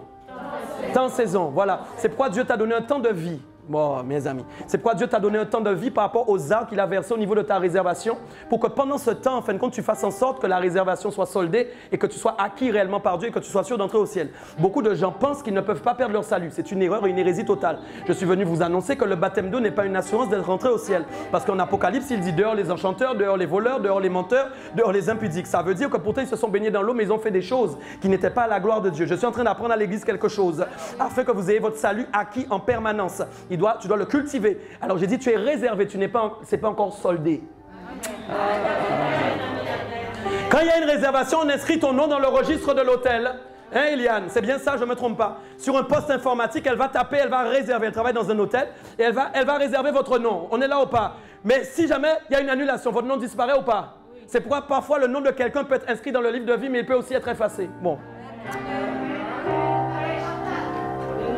Il y a des conditions. Et c'est ça qui est bien avec Dieu, parce que Dieu n'a pas attendu le ciel pour que vous puissiez comprendre ça. Si Dieu avait attendu le ciel pour que vous puissiez comprendre ça, vous seriez mort, vous ne serez pas entré au ciel. Je rends gloire à Dieu. Merci, Papa, que tu me l'as appris maintenant, parce que je peux faire tous mes efforts pour acquérir mon salut et pour le garder. C'est pourquoi il dit, quand la présence de Dieu localise quelqu'un, c'est pour que cette personne se sépare de quelque chose. Pourquoi? Parce que ce de quoi vous n'allez pas vous séparer, c'est une pierre d'achoppement qui peut vous faire effacer votre nom dans le livre de vie à partir du moment où cette chose dont vous ne vous êtes pas séparé vous fait tomber, vous fait chuter, vous fait pécher et vous empêche de vivre dans la sanctification. Car la sanctification, ce n'est pas un homme qui peut vous la donner, mais c'est la présence de Dieu seulement qui peut vous la donner. C'est pourquoi quand la présence de Dieu localise quelqu'un et qu'elle vient habiter dans quelqu'un, c'est d'abord pour amener la sanctification dans la vie de cette personne. Aujourd'hui, les gens n'aiment pas les messages sur la sanctification. Ils préfèrent les messages sur l'enrichissement. Ils préfèrent les messages sur la réussite, sur le développement du potentiel, sur et ci, et ça. Je ne suis pas contre, je suis moi-même coach, mais je ne suis pas coach tout le temps. Je mets ça très loin. En dernier lieu, parce que j'estime que les choses spirituelles de Dieu sont plus importantes pour votre sanctification et la mienne. Donc, ok? Donc, c'est pas mon coaching qui va te sauver. Mon coaching va t'apprendre des choses éphémères qui vont disparaître. Peut-être ça fera du bien à ton âme, mais ce n'est pas ça qui va te sauver. Ce qui va te sauver, c'est de faire un choix, de te séparer des choses dont tu dois te séparer pour préserver l'inscription de ton nom dans le livre de vie jusqu'à la fin. Amen. Je parle à quelqu'un ou pas? Voilà les réalités. Donc Dieu dit, je reviens sur mon message. C'est pourquoi sortez du milieu d'eux et séparez-vous, dit le Seigneur. Dis, je me sépare. Je suis convaincu que si Dieu parle ce soir, c'est qu'il y a plusieurs d'entre vous, il y a des choses que vous devez faire. Imaginez que vous sortiez d'ici ce soir en sachant ce que vous avez à faire et que vous ne le faites pas. Vous êtes en danger. Je parle à quelqu'un ou pas? J'ai plus entendu Amen. Amen. Je redis, s'il y a quelque chose dont tu dois te séparer mais que tu ne le fais pas et tu le sais, tu es en danger. Amen. Vous savez, il vaut mieux se battre avec le diable qu'avec Dieu. Hein? Bon. Personnellement, je préfère les combats diaboliques. Mais les combats divins avec le Dieu là-haut, là, moi là, je ne suis pas dedans. Et je ne suis pas dans tes affaires. Si elle veut pas goumer, moi pas goumer là. Mais par contre, je te dis, si c'est diable, on est là. Mais par contre, si c'est Dieu, on n'est pas là. On peut même faire une chanson avec. Si c'est Dieu, on est là. Si c'est diable, on n'est pas là. Non, c'est parce que j'aime chanter. Est-ce que Jésus est vivant? Acclame le Seigneur. Acclame le Seigneur. Je n'ai pas fini. Reste sur tes accords. Amen. J'ai pas encore fini. Regardez bien. C'est pourquoi donc sortez du milieu d'eux, séparez-vous, dit le Seigneur. Ne touchez pas à ce qui est impur et je vous accueillerai. Vous avez vu, il y a la connaissance du Père. Si vous n'avez pas décidé vous-même de vous séparer de certaines choses, pour que le Père vienne en tant que Père, il faut que vous soyez séparés de ceux qui prenaient la place du Père. Pour que le Père prenne sa place, il faut que ceux qui prennent sa place s'en aillent, pour que lui, il prenne sa place. Si vous voulez sentir l'amour du Père, l'adoption du Père, la restauration du Père, vous devez faire la place pour que le Père puisse entrer dans votre vie. Vous devez faire la place pour que le Père puisse entrer dans votre vie. Et il peut le faire de manière surnaturelle. Vous pouvez ressentir sa présence qui vous touche, qui vous convainc de péché et de jugement, mais en même temps vous restaure. Dieu n'est pas un père fouettard, mais c'est quelqu'un qui est un père qui adore avec douceur, agréable. Il vous aime, il ne veut pas vous briser. Tout le temps les gens disent brise-moi quoi? Brise-moi. Le pasteur dit brise-moi. Brise quoi? Donc après il vient te ramasser en lambeaux et en morceaux. Ah bon, c'est un morceau. Brisez quoi? Vous savez ce que vous avez dit quand vous dites brise-moi? C'est dangereux cette prière. Les gens disent ça comme si c'est bien, c'est brise-moi. On dirait que ça donne une fierté. Je suis très spirituel, moi je demande à Dieu de me briser. Ah bon? Mais moi non. Moi j'ai pas envie d'être brisé, moi. J'ai envie de mourir, c'est pas la même chose. Vous voyez, mettez chaque mot à leur place. Le brisement n'est pas la mort. C'est pas les mêmes mots. Pour moi, ça n'a pas le même sens. Moi, quand je brise un verre, c'est difficile de le recoller. Bon. Et quand il est recollé, il n'est jamais plus pareil. Moi, je ne crois pas un Dieu de malfaçon. Est-ce que quelqu'un me suit? Je crois un papa qui fait tout avec excellence. Donc quand il me pousse à mourir moi-même, je ressuscite. Ce n'est pas un brisement. Tu n'as pas entendu? La résurrection n'est pas un brisement. Parce que quand vous ressuscitez, vous êtes une nouvelle personne parfaite.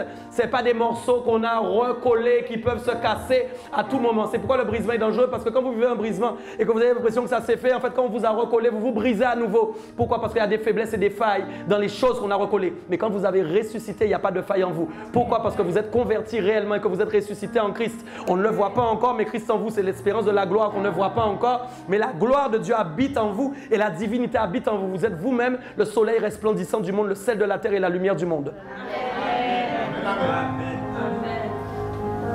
Eh oui. Voyez ce que vous êtes ou pas? Amen. Vous êtes cette personne aussi. Je vous regarde depuis tout à l'heure. Vous êtes cette personne. Vous êtes quelqu'un qui a être appelé. Vous êtes appelé à resplendir. On n'a pas cru en vous. On ne croit pas que c'est possible. Mais pourtant, c'est ce que vous êtes. C'est ce que Dieu dit de vous. C'est ce que Dieu dit de vous. Alléluia. Je continue ou pas? On y va? Écoutez bien. Regardez bien. J'aime ça. Je serai pour vous un père et vous serez pour moi des fils et des filles. Dit le Seigneur Tout-Puissant. Je ne veux pas venir juste être un serviteur. Ça ne m'intéresse pas. Je vais être un fils de Dieu. Un fils du Père. que quand je viens dans sa présence, c'est papa. Est-ce qu'on est d'accord? Quand je viens dans sa présence, c'est papa. C'est pas oh Dieu, oh Dieu, oh Dieu. C'est papa. Et il vient parler au fils. C'est aussi le moyen pour moi de recevoir la correction. Quand vous êtes trop dans Dieu, vous ne recevrez aucune correction. Vous serez seulement dans la puissance. Mais quand vous êtes dans papa, il y a aussi le coup de... Eh oui, mon fils ne méprise pas le châtiment du Seigneur. Il y a des fois où le papa doit te reprendre. Il y a des fois où le papa doit te dire que ce que tu as fait n'est pas bon. Beaucoup de gens n'entendent pas la voix du Père qui les reprend. Pourquoi? Parce qu'eux-mêmes, ils ne sont pas habitués à entrer dans la présence du Père. Pourquoi? Parce qu'il y a trop de choses autour de vous dans votre vie. Vous devez faire un nettoyage. Vous devez balayer pour que papa puisse venir te parler, de donner l'analyse de ta vie et te dire que ce que tu fais depuis un an, ce n'est pas bon. Il faut arrêter telle ou telle chose. Il faut ensuite lui obéir pour qu'après la correction, tu puisses comprendre quelque chose que tu n'avais pas compris au préalable. Et ce que ça crée en toi, un esprit bien disposé pour à ce moment-là être inspiré et influencé pour vivre plus jamais de la manière dans laquelle tu as vécu par le passé, mais vivre en nouveauté de vie. C'est pourquoi la conversion est connectée à la nouveauté de vie, mais que les gens ne comprennent pas c'est quoi la nouveauté de vie. Nouveauté de vie ne dit pas qu'en un coup de baguette magique, parce que tu es passé dans l'eau, à plage de quoi? C'est quoi la plage ici? J'oublie son nom.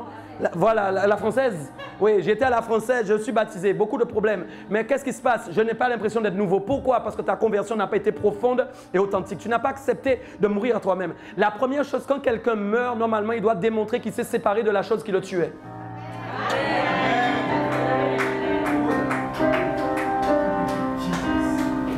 Voilà.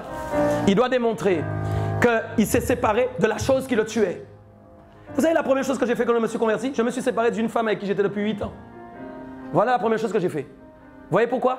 Parce qu'il n'y a pas eu besoin qu'on me prêche le message de ce soir. Mais l'Esprit de Dieu en moi a témoigné que je devais arrêter. Le lendemain de ma conversion, mon téléphone a sonné. J'ai dit, c'est comme un fusible qu'on a enlevé de ma tête, je ne sais plus qui tu es. Bon, laisse tomber. Parce que moi-même, j'ai fait une prière profonde de tout mon cœur où j'ai demandé profondément à Dieu de me séparer de cette chose. Parfois, vous n'allez pas en profondeur dans la demande. Votre demande n'est que verbale, mais elle ne vient pas de vos cœurs. C'est pourquoi Dieu dit parfois, il me loue, mais de quoi? De leurs lèvres, voilà, de leur bouche, mais pas de leur cœur. Même certaines prières, vous savez en fait que Dieu vous dit d'arrêter. Vous dites à Dieu, aide-moi d'arrêter. Mais en fait, quand il entend ça, fait aide-moi d'arrêter.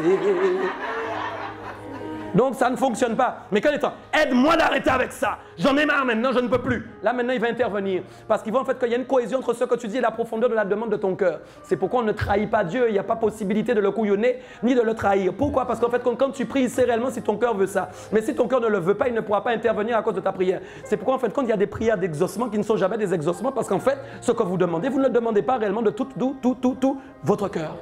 Amen. Eh oui. Est-ce qu'on est ensemble ou pas? Est-ce que vous commencez à comprendre ou pas? Est-ce que vous commencez à comprendre ou pas? Je sens qu'il va y avoir un changement dans vos vies. Je sens qu'il va y avoir une transformation réelle dans vos vies. Les choses ne vont plus être pareilles. Non. Parce que tu es en train de comprendre là où le diable t'a couillonné. Maintenant, ça suffit maintenant. Tu es aussi en train de comprendre. D'ailleurs, avant d'aller à diable, je vais d'abord parler de toi-même. Ton propre reflet qui te couillonne. Parfois, ton reflet a créé lui-même un faux Dieu en quel tu crois et que tu crois que c'est le vrai Dieu. C'est pourquoi quand vous arrêtez de dire le Dieu d'un tel, tu ne sais pas quel est réellement son Dieu. J'ai dit ça, j'ai fermé la page. C'est pas la peine de dire le Dieu de Michael Dopia. C'est pas la peine, n'essaie pas, tu sais pas qui je suis. Va en prière d'abord savoir qui est Michael Dopia. Quand je sors prie ce soir, Seigneur, dis-moi qui est Michael Dopia. Moi, j'ai pas peur de faire cette prière parce que je sais qu'il n'y aura aucun film bizarre qui va sortir. Je dis tout le temps aux gens, vous voulez me connaître? Priez le Seigneur de savoir qui je suis. Quand je dois dire quelque chose dans ma vie qui ne va pas, et je le dis, je n'essaierai pas de convaincre les gens. S'ils ont le témoignage de l'Esprit, ils sauront réellement quelle est la situation. Arrêtez de vouloir convaincre les gens, parce que pourquoi? Vous cherchez toujours la justice des hommes. Vous cherchez parfois à plaire aux hommes. Arrêtez avec ça. Dis, j'arrête au nom de Jésus. Mais plaisez à Dieu et laissez les gens découvrir par l'Esprit de Dieu qui vous êtes. Dites aux gens, demande à Dieu qui je suis. Parfois, les gens ont peur même de dire ça parce qu'ils ont peur d'eux-mêmes. Il dit, aïe, aïe, si je lui dis de faire cette prière-là, mes dossiers vont sortir. C'est problématique. Aïe, aïe, aïe, aïe. Mes dossiers, écoute, prie. Michael Dopia, c'est qui? J'ai pas peur. Je sais comment je suis localisé dans le ciel. J'ai pas peur. Dieu connaît mon cœur. J'ai pas peur. Demandez. Voilà comment on se met en conformité avec Dieu. Le ménage. Le ménage. Dis avec moi le ménage. Je dois faire le ménage. Je serai pour vous un père et vous serez pour moi des fils et des filles, dit le Seigneur Tout-Puissant. Regardez bien, c'est fort. Je vais aller avec vous dans autre chose encore, parce qu'il faut qu'on aille plus loin. Tu es là? Acclame le Seigneur si tu es là.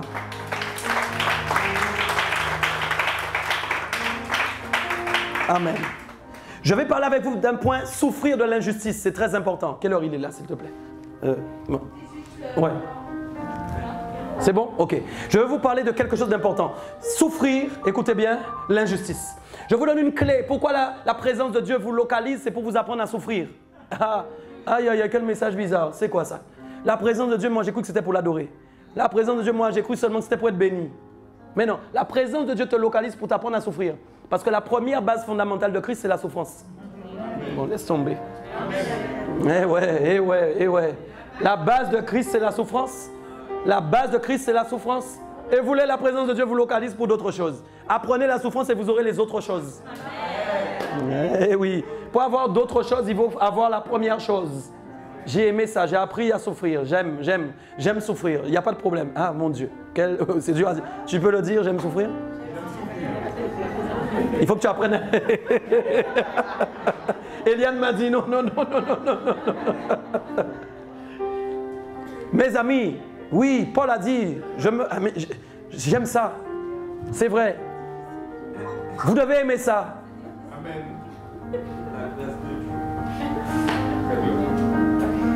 C'est pas l'amour quand vous aimez votre femme, hein? Mais c'est le plaisir de faire la volonté de Dieu. C'est pas la même chose. C'est le plaisir de savoir que je suis en train de faire la volonté de papa. C'est pas l'amour comme si j'aime ma femme, mais le plaisir que je prends, c'est de savoir que je souffre, mais c'est pour la volonté de papa. Regardez bien, 1 Corinthiens 6, versets 1 à 8. Quelqu'un de vous, on va aller dans des choses intéressantes, dis-moi intéressant. Quelqu'un de vous, lorsqu'il a un différend avec un autre, ose-t-il plaider devant les injustes et non devant les saints? Ne savez-vous pas que les saints jugeront le monde? J'arrive avec vous. Tu te considères comment? Comme saint ou pas saint? Là, j'ai posé la question. Vous vous considérez comme saint ou non saint? Vous êtes saint ou pas? Oui. La parole de Dieu dit déjà vous êtes saint. Si la présence de l'Esprit habite en vous, c'est que vous avez déjà la sainteté. Maintenant, parfois, comme j'ai dit au préalable, rappelez-vous bien, le son d'avant, c'est que si jamais je ne me sépare pas de certaines choses, il m'est impossible d'entrer dans la sanctification. Pourquoi? Parce que les choses dont je ne suis pas séparé interviennent pour corrompre ma sanctification. Vous comprenez? Donc en fait, n'essayez pas parfois de faire des efforts pour vous sanctifier, mais plutôt séparez-vous de ce qui vous empêche d'être sanctifié. Ça peut être Netflix, mais oui. Ça peut être je ne sais pas quoi, ça peut être une relation, ça peut être même un travail qui prend la place de Dieu. Et c'est dur aux gens de dire mais je laisse tomber un travail parce que moi si un travail prend la place de Jésus dans mon cœur, je préfère l'arrêter. Je préfère changer de travail. Parce que parfois la passion du travail prend la place de la passion de Jésus. Ouais, je vous dis, c'est sérieux ce que je vous dis. C'est très sérieux ce que je vous dis. Je vous dis qu'il y a un pôle emploi au ciel, mais il ne fonctionne pas comme le pôle emploi sur la terre. Lui, il fonctionne en fonction de l'amour que vous avez pour Dieu. Vous voyez, donc il y a des contrats d'embauche qui se font en fonction de la séparation que vous avez faite. J'ai lâché ça. Amen. Et je vous assure, les conseillers sont meilleurs qu'ici. Hein. On est ensemble ou pas? Amen. Regardez, il dit donc, vous savez que les saints vont juger le monde. Alors vous vous rendez compte qui va juger le monde? Qui va juger le monde? Non, je pense que tu n'as pas compris, je n'ai pas entendu. Qui va juger le monde? On ne vous a jamais appris ça que vous êtes juge en fait. Voyez un peu, nous allons juger le monde. Comment c'est possible? Comment est-ce possible que nous allions juger le monde? Si on est saint, ce n'est pas n'importe qui peut juger le monde. Ne va pas sortir dire je dois juger le monde ce soir. Ça n'a rien à voir. Non. Ça c'est le futur prophétique quand Jésus va revenir. Pourquoi? Parce que tu seras à côté de Jésus et le monde va être jugé. Comme tu es saint, tu seras connecté à sa sainteté. Ça veut dire que si tu es à côté de Jésus dans le futur, ça veut dire qu'aujourd'hui même tu es déjà à côté de lui. Bon. Amen. Je vais avec vous. Vous imaginez que les saints vont juger le monde. On est ensemble? Et si c'est par vous que le monde est jugé? C'est une question que je te pose. T'imagines si c'est par toi que le monde est jugé? Je ne sais pas si tout le monde comprend. J'ai dit quand on va juger, c'est parce que vous serez avec Jésus ou pas quand il revient? On sait qu'il y a des doutes. Est-ce que tu seras avec Jésus quand il revient? Vous croyez que Jésus va faire quoi? C'est pourquoi il dit qu'il va d'abord juger son église. Déjà la cognée est mise à la racine. Pourquoi? Parce qu'on juge vos racines pour que vous soyez sanctifiés et que Dieu soit sûr que les troncs d'arbres qui doivent tomber tombent. Bon. Déjà, la cognée est mise à la racine des arbres. Pourquoi? Parce que les mauvaises racines doivent faire tomber les mauvais arbres. S'il y a des mauvais arbres en toi, ils doivent tomber. Donc Dieu commence à juger ton cœur dès maintenant. Pour que tu ne sois pas jugé là-haut. Mais oui, laisse-toi juger maintenant dans ton cœur pour arrêter tout ce qui doit être arrêté et être sûr d'entrer au ciel. Je continue. Regardez, je n'ai pas fini. Dieu dit que nous allons juger le monde. Ça, c'est puissant. Mais oui, tu vas juger le monde. Ce n'est pas que tu vas sortir ce soir juger les gens. Mais quand Jésus va revenir, tu seras dans le moment du jugement de la terre. Est-ce qu'on est d'accord? Et vous serez des saints avec un saint. Aïe, aïe, aïe. Vous serez à ses côtés en train de régner. Mais c'est la vérité. Donc déjà, si dans le futur prophétique, c'est ce qui est prévu pour moi, ça veut dire qu'aujourd'hui, j'ai déjà une capacité acquise en moi de juge. Mais j'explique. Ce jugement que Dieu m'a donné, qui va intervenir prophétiquement dans le futur, il me l'a donné aujourd'hui pour moi-même. C'est pourquoi Paul dit, je ne me laisse juger par personne. Bon, tu n'as pas entendu. Oui, oui. Parce que pourquoi? Il a appris à se juger lui-même. Et voilà. Voilà pourquoi vous n'avez pas besoin du jugement de quiconque. Si vous avez appris à laisser le Saint-Esprit vous juger vous-même. Quelqu'un qui a l'auto-jugement du Saint-Esprit, c'est quelqu'un qui obtient automatiquement les condamnations de son cœur qui doivent l'emmener où? Dans la prison de la mort de son corps. La prison de la mort de ses mauvais désirs. La prison de la mort de ses mauvais penchants. Est-ce que tu es là? Et donc, qu'est-ce qui se passe? Quand il accepte, il sort du cachot de ses mauvais désirs. Mais on voit en lui une nouvelle personne qui sort. Ce n'est plus la même. Les gens n'ont pas vu ce cachot, mais c'est un bon cachot. Pourquoi? La Bible dit que vous êtes aussi des esclaves de Jésus. Et s'il y a un esclave, il y a aussi un maître. C'est pourquoi on l'appelle Dieu. C'est pourquoi on l'appelle Père. C'est pourquoi on l'appelle maître. C'est pourquoi quand vous êtes dans la position de l'esclave, vous devez faire ce que le maître vous dit. Eh oui. Donc le jugement s'opère dans ta vie pour te façonner et pour t'assurer que tu es dans la sainteté. Je vais le redire. Le jugement opère dans ta vie pour que tu sois façonné et que tu demeures dans la... Ok. Est-ce qu'on est toujours ensemble? C'est pourquoi il s'est permis de dire déjà vous êtes saints. Vous savez pourquoi? Dieu dit des paroles, des fois, il dit mais papa, quand même, tu as exagéré. Tu as vraiment beaucoup misé sur nous quand même. Hein? Déjà vous êtes saints. Pourquoi? Parce qu'il est sûr qu'il y a des gens qui vont accepter de marcher comme je vous l'explique. Le déjà vous êtes saints qui a été écrit dans la Bible concerne des gens qui vont rester inscrits dans le livre de vie qu'ils connaissaient d'avance. Oh Jésus, oh Jésus. Des gens qui ont été inscrits dans le livre de vie qu'ils connaissaient d'avance et comme il les a vus prophétiquement au ciel. Tu n'es pas là. Il s'est permis de dire déjà vous êtes saints. Le déjà vous êtes saints doit localiser ceux qui sont inscrits dans le livre de vie. Le déjà vous êtes saints ne concerne pas les gens qui sont faux. Le déjà vous êtes saints concerne des personnes qui sont inscrites dans le livre de vie. Car Dieu sait par avance qui sera au ciel et qui ne sera pas. C'est pourquoi je t'en prie s'il te plaît, travaille sur ta sanctification pour t'assurer que ton nom reste inscrit dans le livre de vie et que la parole qui a été déclarée, déjà vous êtes saint, commence à se manifester dès à présent dans ta vie, tous les jours, pour que tu reflètes la gloire de Dieu et que la présence de Dieu soit manifeste aux yeux des hommes. Est-ce qu'on se comprend? Écoutez, c'est pas fini. On parle de jugement, on est ensemble? Il fait un comparatif, et j'aime le comparatif qu'il fait à l'église de Corinthe, comme il parle à l'église du véritable ce soir. Et il dit, mais vous n'avez pas compris quelle est votre position. Je vais expliquer, on peut aller ou pas? Je vais expliquer, dis-moi amen, je veux être sûr, on peut aller ou pas? Quelle est ta position de juge? Il doit expliquer à l'église de Corinthe, mais c'est quoi? Qu'est-ce qu'ils vont faire? Mais pourquoi? Non, ce n'est pas un juge pour juger les gens. Non, non, non, pas du tout. Il explique. Mais il explique, regardez un peu la position que vous avez et vous faites des choses qui ne ressemblent pas à la position que vous avez. Regardez ce qu'il écrit. Il dit, ça concerne sa présence. Regardez bien. Il dit, ne savez-vous pas que les saints seront jugés par le monde? Ok. Que les saints jugeront le monde. Et si c'est par vous que le monde est jugé, êtes-vous indigne de rendre les moindres jugements? Regardez bien. Ne savez-vous pas que nous jugerons les anges et nous ne jugerions pas à plus forte raison les choses de cette vie? C'est une question. Nous ne jugerions pas à plus forte raison les choses de cette vie? Écoute, tu as déjà vu un ange? Vous n'avez pas encore vu d'ange, c'est pas grave. Peut-être vous en verrez, peut-être vous en verrez pas. Peut-être vous en avez vu sans savoir que c'est un ange. La Bible dit que certains ont accueilli des anges, ils ne savaient pas. Mais ce que je suis en train de te dire, c'est que les anges sont des êtres célestes quand même qui ont une position quand même d'autorité. Mais la Bible dit que c'est toi qui vas les juger. Bon, ah ouais. Non, non, non, non, non, non, non, non, non. La parole de Dieu dit que c'est nous qui allons juger les anges. Donc il dit, si tu es capable de juger un ange, combien à plus forte raison tu es capable de juger les choses de ta vie? Combien à plus forte raison tu es capable de juger les choses de ta vie? Et il dit, regardez bien au début, quand quelqu'un est indifférent avec quelqu'un d'autre, c'est devant les injustes qu'il plaide. Parfois ça arrive, les gens sont dans l'église, ils ont des problèmes dans l'église, mais ils parlent de ça à des païens. Et ils attendent que le païen donne une parole de jugement par rapport à ce qui se fait. Ah non, tu n'as pas entendu ce que j'ai dit. Je suis en train de désactiver ça au nom de Jésus. La présence de Dieu localisée en toi n'aime pas que tu ailles plaider avec des païens qui ne connaissent rien à Dieu. Parce qu'il y a des païens qui entendent des choses qui se passent dans l'église qu'ils ne devraient pas entendre. Et peut-être Dieu avait décidé de les rapprocher de lui dans 2 jours, mais les 2 jours ont été annulés à cause de ce que tu leur as dit sur l'église. Laisse tomber.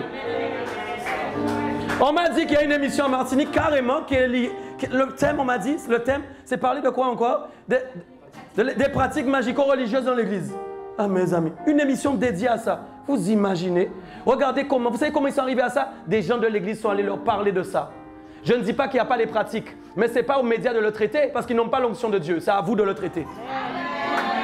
Vous n'avez pas besoin de médias pour régler ce problème-là. Tu n'as pas entendu ce que je dis. Si un jour des médias ont eu l'idée de faire cette émission, c'est que des gens des églises leur en ont parlé. Il est possible même qu'un frère journaliste, on lui raconte tout ce qui se passe. On ne va pas plaider devant les païens. Non. Pourquoi? Parce qu'il y a la semence du juge en toi. Donc tu peux juger les choses de cette vie, d'ailleurs sans condamner les gens. N'oubliez pas, ce n'est pas parce que vous jugez que vous condamnez forcément. D'accord. Tous les juges ne condamnent pas. Hein? Ah bon, d'accord. Qui dit, souvent les gens quand ils entendent juge, ils entendent forcément condamnation. Non, non, c'est pas vrai. Juge les choses de ta vie. Tu vas dire, je juge les choses de ma vie. Voilà, jugez les choses de votre vie pour créer un changement. Je vais plus loin, regardez bien. Ok. 4. Quand vous avez des différends pour les choses de cette vie, ce sont des gens dont l'Église ne fait aucun cas que vous prenez pour juge. Tu vois, c'est écrit. Ce sont des gens dont l'Église ne fait aucun cas que vous prenez pour juge. Je vais vous expliquer pourquoi. Parce que parfois, quand vous ne trouvez pas dans l'église la personne pour vous soutenir dans ce que vous attendez, vous êtes obligé d'aller chercher quelqu'un à l'extérieur pour vous soutenir. Mais j'aimerais vous dire que le vide de la personne qui ne vous soutient pas, qui est là, qui est présent à côté de vous, c'est un vide de la présence de Dieu. En fait, je vais dire autrement, la chaise vide de la personne à qui vous vouliez parler pour vous aider dans la situation, c'est une chaise qui doit être remplie par la présence de Dieu qui doit vous aider. Je vous dis, je prêche des messages bizarres. Parfois, dernièrement, j'ai dit à quelqu'un, Paul a dit à l'église de Thessalonique que vous n'avez besoin de personne. Mais Paul a dit ça à l'église. Je vous dis, tu peux chercher le verset s'il ne me croit pas. Vous n'avez besoin de personne. Vous ne me croyez pas? Pourquoi il a dit ça? Parce que vous êtes capable de faire vos affaires vous-même avec le Seigneur. Aujourd'hui, on veut de la dépendance aux hommes. On veut de la dépendance aux pasteurs. On veut que notre vie soit orientée sur des paroles prophétiques. J'ai rien contre les paroles prophétiques. Ils savent ça eux-mêmes comment moi je suis dans le prophétique. Mais ce que je cherche, c'est l'équilibre des gens. Parce que ta vie, tu sais ce que tu reçois de la part de l'onction de Dieu. Tu sais que c'est la cerise sur le gâteau sur ce que Dieu t'a déjà donné. Bon, je ne sais pas si quelqu'un a entendu ce que j'ai dit. Dieu a déjà mis en toi des choses que quand eux, ils vont commencer à prophétiser, c'est la cerise sur le gâteau. Tu ne dépends pas de leur prophétie. Tu ne dépends pas du pasteur. Tu dépends de la présence de Jésus. Mais par contre, quand tu dépends de la présence de Jésus, tu permets au pasteur de te bénir. Ça, c'est autre chose. Je ne sais pas si quelqu'un a entendu. Tu vas même permettre même que mon onction soit plus forte. Bon, laisse. Et j'en prie, que l'onction descende, rien ne descend. Mais parce que vous-même, vous n'êtes pas assez attaché à Dieu pour que l'onction descende. Parfois, ce n'est pas eux, parfois c'est vous. Parfois, c'est eux aussi, parfois, c'est pas vous. Ça peut arriver aussi. Ça arrive qu'on ne soit pas dedans. Mais parfois, ce n'est pas eux, c'est vous en fin de compte. On veut l'onction, mais personne n'est attaché à Dieu dans la salle. L'onction doit descendre. Les prophéties doivent descendre. On doit dire où j'habite, ouais, tout ça, et machin. Et ma soeur, et un tel, et machin. Oui, j'ai rien contre tout ça. Moi-même, je fais des choses comme ça aussi. Mais je ne les fais pas abusivement. Pourquoi? Parce que je veux que chacun soit équilibré dans la présence de Dieu. Parce que si jamais tu t'attaches seulement à ça, quand tu ne l'auras pas, quand il n'y aura plus ça, tu vas faire quoi? Quand tu vas déménager, quand tu vas aller dans une zone où il n'y a pas ça. Écoutez, je connais des gens qui ont déménagé, qui se sont retrouvés dans des zones où il n'y a même pas une église. Bon. Et qu'est-ce qui se passe? Mais les réseaux sont là, c'est bon, les réseaux sont là. Mais quand il n'y aura plus de réseau, on va faire quoi? Donc ton attachement à Dieu est primordial. Amen. Tout ce que Dieu t'offre après, c'est gloire à Dieu. Je suis pour la prophétie, je suis pour les paroles de connaissance, je suis pour l'onction prophétique, à 1000 à l'heure. Mais je suis pour un peuple qui est attaché à Dieu dans l'onction prophétique. Ce n'est pas la même chose. Et c'est comme ça qu'on est tous bénis. C'est comme ça qu'ensemble, on reçoit des choses. On navigue. Amen. Je finirai sur ce passage ce soir et je prierai après. Regardez bien, les autres points, on verra demain. Regardez bien. Quand donc vous avez des différents versets 4, 1 Corinthiens 6, 4, pour les choses de cette vie, ce sont des gens dont l'Église ne fait aucun cas que vous prenez pour juge. C'est ce que j'expliquais. Je le dis à votre honte. Ainsi, il n'y a parmi vous pas un seul homme sage qui puisse prononcer entre ses frères. C'est chaud. Mais un frère plaide contre un frère, et cela devant les infidèles. Vous imaginez quand il y a des problèmes dans l'Église et que ça se gère devant les infidèles. J'arrive dans la suite qui m'intéresse beaucoup. C'est déjà certes un défaut chez vous que d'avoir des procès les uns avec les autres. On est d'accord? C'est un défaut. Et au véritable, n'ayez pas de procès. Le procès ne veut pas dire que vous... Écoutez, le procès c'est une dimension finale. Quand on arrive au procès, c'est qu'avant il y a eu une situation. Il se peut que vous ayez des situations, mais c'est à vous de les désamorcer pour ne pas arriver au procès. Bon. Quand il y a procès, c'est qu'il y a eu des victimes. Est-ce qu'on est d'accord? Et qu'il y a eu des agresseurs. Est-ce qu'on est bien d'accord? Mais s'il y a des agresseurs et des victimes, à un moment, ils peuvent s'efforcer de faire en sorte que la paix domine. Est-ce qu'on est d'accord? Ils peuvent faire leurs efforts pour que la paix résiste. Okay? Ils peuvent ne pas se comprendre sur tout. Mais s'ils ont Christ en eux, ça leur suffit. Est-ce que vous comprenez ça? Vous n'êtes pas fait pour vous comprendre sur tout. Mais ce qui compte, c'est que le procès soit annulé. Quand en plus, il y a des procès qui sont faits devant les hommes qui ne connaissent pas Dieu, c'est entacher le nom de Dieu.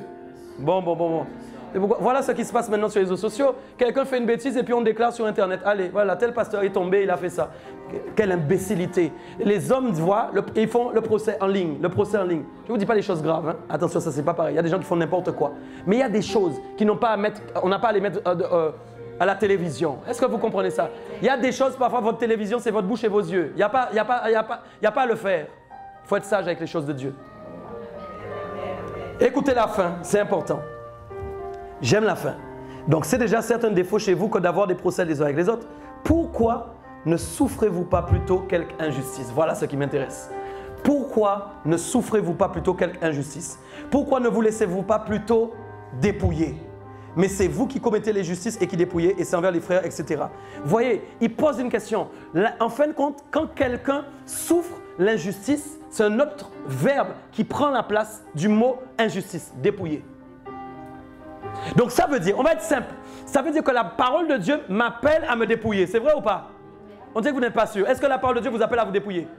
Pourquoi? Pour revêtir. Si je ne me dépouille pas, je ne peux pas me revêtir. Ok? Parce que si je dois revêtir la présence de Dieu, il faut que je me sois dépouillé. C'est pourquoi en fin de compte, quand je vis des injustices, je ne le vois pas de mes yeux, mais Dieu me dépouille d'un habit qui doit tomber et qui sera remplacé par un habit de gloire. Ah mes amis, tu n'as pas entendu. Donc en fait, j'arrive plus loin. Quand vous préférez vous écarter des injustices, vous savez ce que vous faites? Vous gardez le vêtement qui devait tomber et vous...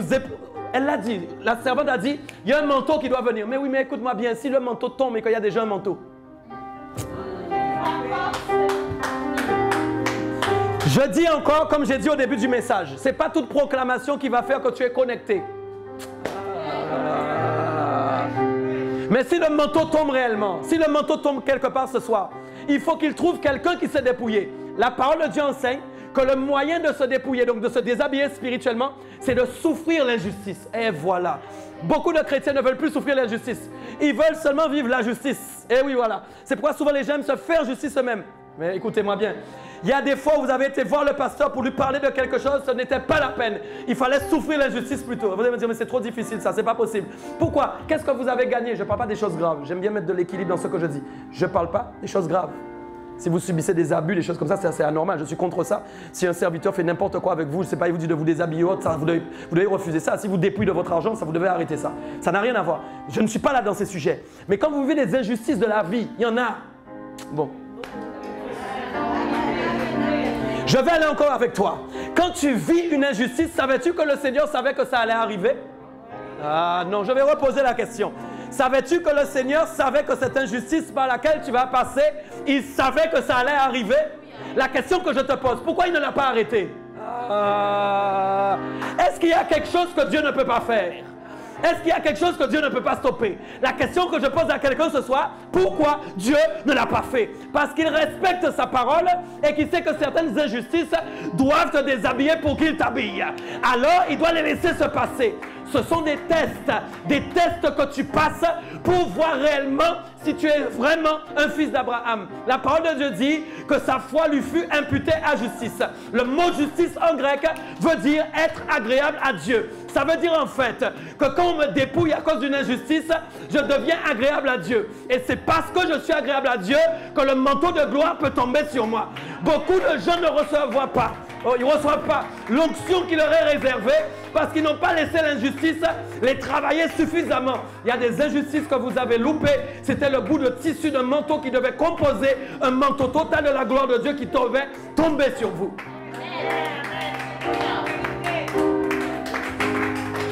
Est-ce qu'on se comprend bien? C'est pourquoi l'onction vient, je vais parler de l'onction. L'onction vient petitement dans la vie des gens. Et dis gloire à Dieu pour ça, parce que si jamais tu n'es pas dépouillé, la l'onction va te tuer. C'est pourquoi les gens ne comprennent pas ce que c'est que l'onction. si Dieu lui-même ne te dépouille pas, son onction que tu demandes va te tuer. Oh, mes amis, j'ai déjà senti moi-même dans ma vie personnelle des menaces de l'onction. L'onction m'a déjà menacé, l'onction m'a déjà repris, l'onction m'a déjà parlé. Alors qu'est-ce que je fais? Je me soumets à l'onction et je comprends que je ne suis pas un homme normal et que je ne peux pas faire n'importe quoi et n'importe comment parce que j'appartiens à Dieu. Et même si j'ai eu des faiblesses, la patience de Dieu qui est divine, qui est performante, qui ne ressemble pas à la patience des hommes, lui permet d'attendre patiemment avec moi, mais il met en moi le niveau d'onction qui correspond à mon niveau de dépouillement. C'est pourquoi l'onction que tu as dans ta vie est au niveau de ton dépouillement. Alors si tu veux recevoir plus de l'onction, il faut te mettre à niveau. Il faut te mettre à niveau. Il faut te mettre à niveau. Dis, je me mets à niveau. Écoutez, ce n'est pas un message pour les religieux. C'est un message pour les gens spirituels. Les gens qui cherchent les choses d'en haut, les choses du ciel, pas les choses de la terre. Les gens qui aiment que les choses deviennent palpables, que le surnaturel, je peux le toucher. Il y a des choses qui se passent dans l'onction de Dieu que je peux avoir si je mérite vraiment de le recevoir. Contrairement à ce que vous croyez, il y a des choses au mérite pour le ciel. Oui, oui, je vous dis, ça peut vous surprendre. Il y a des choses au mérite, oui. Quand vous payez le prix, quand vous acceptez de vous faire violence, quand vous acceptez de payer le sacrifice, de ne pas faire ce que vous auriez aimé faire, juste pour que Dieu puisse faire ce qu'il a envie, vous méritez d'avoir quelque chose. Il y a des cadeaux que Dieu donne parce que vous payez le prix. La Bible dit, je vais t'expliquer, la foi d'Abraham lui fut imputée à justice. On lui a payé sa foi. L'imputation est une rémunération. La rémunération est un salaire. Tu sais comment ça a été imputé à justice dans sa vie? Tu sais comment? Dieu l'a béni parce qu'il avait obéi. Dieu l'a béni parce qu'il avait obéi. Les gens n'aiment plus l'obéissance. Saviez-vous que la désobéissance est au même niveau que la sorcellerie? J'ai dit dans un message hier, vous pouvez être choqués. Vous savez que les voyants sont comme les gens qui désobéissent? Non, vous n'avez pas entendu. Les voyants sont comme les gens qui... Quand vous désobéissez, vous êtes un voyant. On ne vient pas dans ton cabinet, mais vous êtes des voyants. C'est pourquoi l'onction prophétique existe. Pour que vous obéissiez et que vous deveniez des plus grands voyants que les voyants qu'il y a sur la terre. Voilà. Tu veux voir les choses de Dieu. Tu veux les voir. Ce n'est pas seulement en payant des prix dans le jeûne. C'est bien le jeûner. C'est une bonne chose. On doit jeûner. Gloire à Dieu, comme on le fait en ce moment. Mais ce n'est pas là seulement que tu vas trouver. Si tu ne te dépouilles pas dans le jeûne, tu es habillé, ça sert à quoi? Ça sert à quoi? Le jeûne, en fin de compte, va travailler ta consécration. Une mise à part que tu fais dans la présence de Dieu pour travailler quelque chose. Okay? Le jeûne, c'est une mise à part de la présence de Dieu. Donc quand je jeûne dans la présence de Dieu, c'est pour être à l'écoute de ce que Dieu a à me dire sur ce que je dois faire. Est-ce qu'on est d'accord? Mais en aucun cas, si je ne fais rien de ce que j'ai entendu, est-ce que quelque chose va changer de ma vie? Même si je sors du jeûne, je vais sortir pareil. Mais pour que quelque chose change, il faut que j'obéisse à la voix qui me parle pendant le jeûne. La voix qui me dit de changer telle ou telle chose dans ma vie qui ne va pas. Est-ce qu'on est bien d'accord? Donc pour que je reçoive des doubles portions d'onction, il faut que j'accepte vraiment de me dépouiller devant Dieu. Il faut que j'accepte des souffrances, des injustices. Est-ce que c'est... J'aimerais vous apprendre quelque chose que j'ai appris. C'est super d'avoir tort qu'on a raison. Je vous dis que c'est super. Vous voyez, il faut suivre mon langage. Hein. Je vous dis, c'est pas de l'ironie. Hein. Je vous dis que c'est pas de l'ironie. Je vous dis que c'est super d'avoir tort quand vous avez raison. La multiplication de l'onction dans ma vie s'est faite souvent dans ces domaines-là. Chaque fois qu'il me disait, tais-toi et ne parle pas.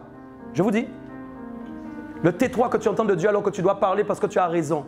Ce sera un tais-toi qui va amener une réponse de Dieu, qui va devenir une parole, qui va transférer en toi une nouvelle onction, qui va te changer et te transformer. Tu vas recevoir des choses et tu vas voir des choses que tu ne voyais pas par le passé. La présence de Dieu sera palpable dans ta vie à des niveaux. Je prie, hein, ils vont avoir peur. Stéphane, est-ce que je peux faire ça? Je prie que vous puissiez recevoir vous-même vos épreuves de souffrance et d'injustice. Souvent quand je prie comme ça, je dis, je suis un pasteur démoniaque. C'est bizarre. Je vous dis, je prie au nom de Jésus que vous ayez votre part de souffrance et d'injustice. Si vous préférez les pasteurs qui prient, il n'y aura jamais de souffrance, il n'y aura jamais de justice. Tu seras toujours riche, tu seras toujours béni. Riche, riche, riche, riche. Oui, d'accord, on verra ça. Mais je prie que tu aies la part des souffrances que tu dois avoir. C'est comme un gâteau avec des parts découpées que tu dois manger. Hein. Avale le rouleau du livre, parce que dans la souffrance, il y a le rouleau du livre. C'est comme ça que l'épée de l'esprit va sortir de son fourreau aussi, qui est aussi la parole de Dieu et la lumière. Pourquoi? Pour que le sabre laser soit allumé. Il faut que toi-même tu vives des choses concordantes avec la parole de Dieu pour que la parole sorte de ta bouche. Parfois, il y a des paroles qui ne sortent pas parce que tu n'aimes pas expérimenter, tu préfères fuir. Il y a des moments où il faut fuir, il y a des moments où il ne faut pas fuir. Quand Élie a fui, il fallait fuir, mais Dieu l'a repris. Pourquoi? Parce qu'il ne fallait pas fuir. Pourquoi? Parce qu'il pensait qu'il était le seul et qu'il n'y avait plus personne avec lui. Orgueilleux qu'il était. Dieu lui a démontré qu'il n'était pas le seul. Il y avait encore plusieurs qui n'avaient pas combien? On va s'y connaître la parole. Tu es sûr? C'est ça.